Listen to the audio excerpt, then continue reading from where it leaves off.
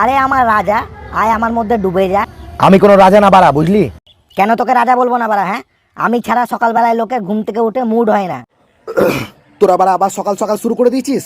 এই শালা চা শুরু করেছে মালিক। আমি বেশিক্ষণ ওর মধ্যে ডুবে থাকতে পারি না বলে আমাকে ছোট করছে।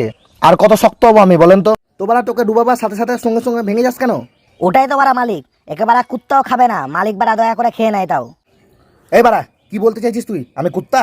মালিক ডাইরেক্ট আপনাকে কুত্তা বললো। সকাল সকাল তোরা মেজাজটা আমার খারাপ করিস না, বুঝলি তো? মালিক আমাকে রাগ না করে তাড়াতাড়ি নিয়ে নাও, নইলে ঠান্ডা হয়ে গেলে আর মজা পাবে না। আরে বাড়া বললি ঠান্ডা হয়ে গেছে, এত গরম? দেখলেন তো মালিক, মিথ্যা কথা বলে আপনার মুখটা পুড়িয়ে দিল। ওই জন্য চাকে ফুদিয়ে ফুদিয়ে খেতে হয়। তুই বাড়া বেশি বকছিস, বুঝলি?